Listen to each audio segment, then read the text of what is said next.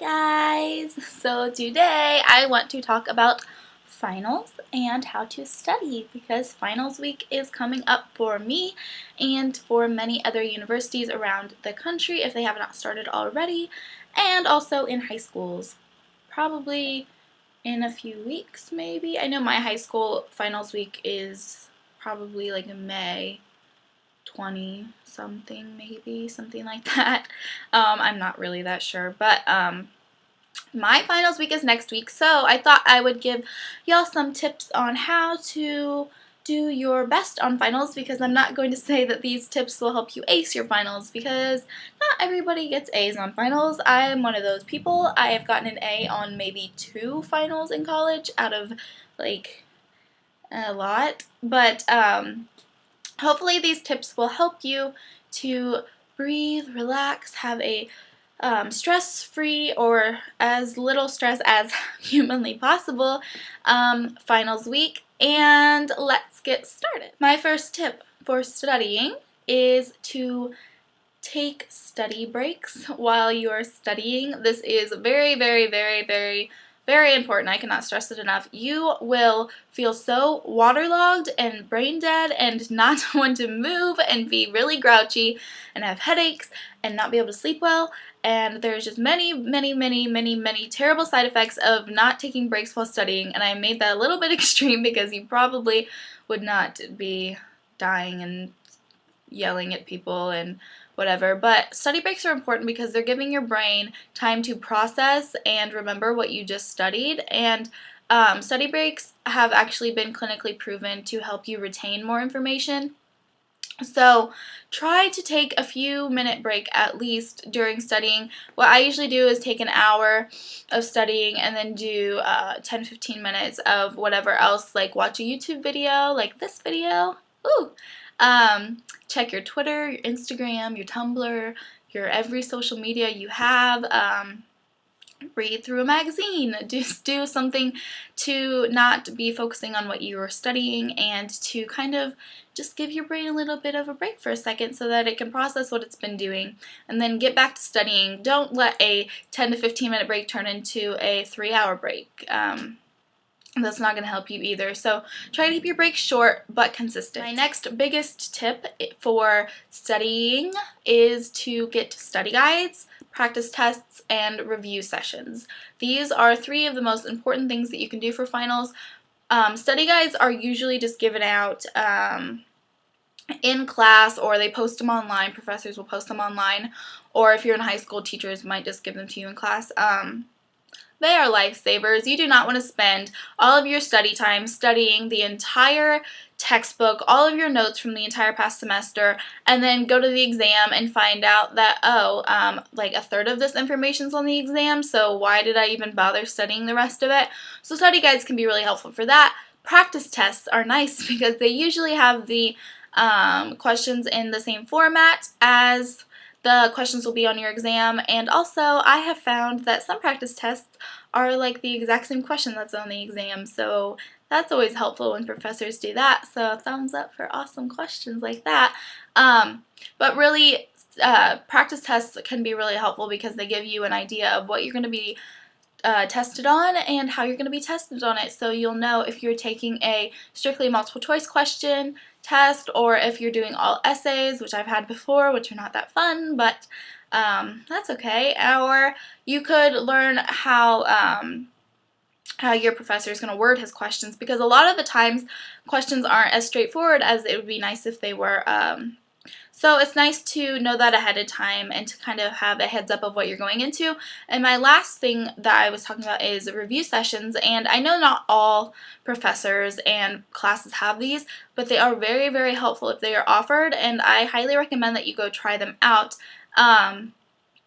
Some people might not find them as helpful as others, but they are nice because it's usually a lot smaller of a group because people don't always want to go, and it gives you a little bit more of one-on-one time, or at least a small group setting where you can ask your professor specific questions that you might not want to ask in class or you might not have time to ask in class, and they can usually explain them a lot better than they can if they're explaining them to a lecture hall full of 300 people as opposed to you and like 5 other people. So take advantage of review sessions, and if your professor is not offering a review session, maybe ask a TA if you have a TA, or at my school, we have kind of like an online thing where we can send messages to other people in our class.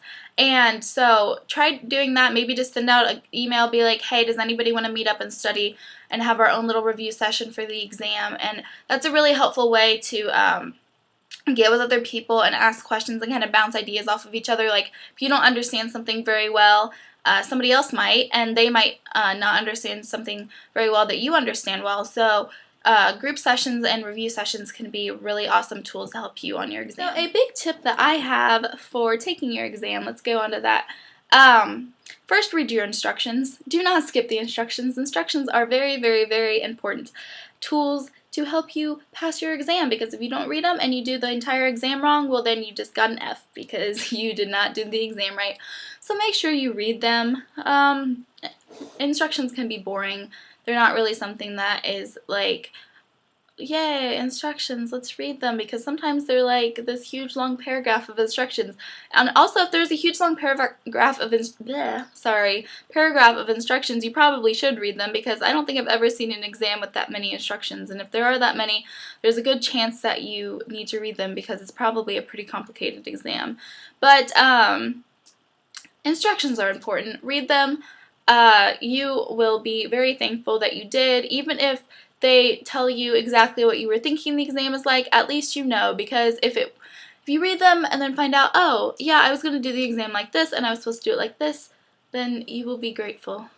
You will be very grateful. They are important. After you read your instructions, then let's pace ourselves. Pacing yourself is important, because if you only have a certain amount of time, which almost every single exam is timed, I don't know what exam you would be taking if it wasn't timed, but pacing yourself is important. You don't want to go too fast, because then you're going to miss things, guarantee. I don't care how good of a test taker you are, if you're taking your exam in 10 minutes, you missed something. And you don't take too long, because you don't want to get to the end and find out you have 5 minutes left and you still have 20 questions, because there's a good chance that you will not get all of those questions right. You won't even have time to read them all. So make sure that you pace yourself. A lot of times your professor will have a clock up on the wall, or at least tell you if there's clock somewhere. If there isn't, make sure you wear a watch. That's actually a pretty good tip that I forget a lot. Is to wear a watch just in case there isn't a timer, because then you can at least pace yourself and you have a watch. Don't have a watch that has an alarm on it. Don't expect to be able to bring your phone and be able to check your phone, because if you try to check your phone in the middle of an exam to see what time it is, I guarantee someone will see you and either tell on you, or a TA will see you, or your professor will see you, and they'll think you're cheating and you will get kicked out and get a complete 0. So don't do that. Just wear a watch. If you have an electric watch or whatever those are that have an alarm on it, try to make sure you turn off the alarm or have the alarm set for a time that's completely different than your exam, because that would be embarrassing, and also you could probably get in trouble for having one. But that is an important tip. So pace yourself, read your instructions, and then when you're done with your exam, go back through your answers. Even if you only have 5 minutes, at least go back through all your multiple choice and check that you answered them all. All your essays, kind of skim through them, see if there's any super bad grammatical mistakes that you've made, anything like that. Just read through it. Even if you have an hour left, I'm not saying you have to take the entire hour to keep reading through it and keep going through, but at least take a few minutes to read through your essays if there are any. Check through all your multiple choice, kind of reread the question. I know that there have been a few questions that I personally caught where I answered it wrong because I didn't read the question very thoroughly, but those are helpful to do. And make sure you have all of your multiple choice questions answered. Sometimes I miss bubbles, or you skip a question and then all of your bubbles are like messed up, and you're like, oh, I only answered 49 questions, but I did all 50, and you kind of missed, and then you have to go back through and bubble them all, which is kind of frustrating, but it's better to do that than have all of those wrong. So going back through your answers is important, and when you're done, breathe. You finished your exam, and go celebrate with an ice cream cone, or go watch a movie, or go out to a party if that's what you're into. Celebrate that exam's over. Breathe. Don't stress about it. do not stress. That is my biggest thing. Finals week is probably the most frustrating, stressful week in a college student's career, but honestly, if you studied, if you take all my tips, I'm not saying that you have to do every single tip and that you're going to do great on your exams, because you might not, but they help me anyway. But if you are sitting there thinking, I did my best, I studied as much as I could, I've absorbed all the information, I read my instructions on my exam, I went through all my questions, then you did your best. And nobody can do better than their best, honestly. That's my advice. If you're doing your best on your exam, then great for you. I'm so proud of you. So if that's any consolation that I'm proud of you for doing your best in your exam, then awesome. So those are my tips for not necessarily acing your exam, but to at least do your absolute best. So thumbs up this video if you enjoyed, and subscribe below for more videos. And thanks for watching, guys. Bye.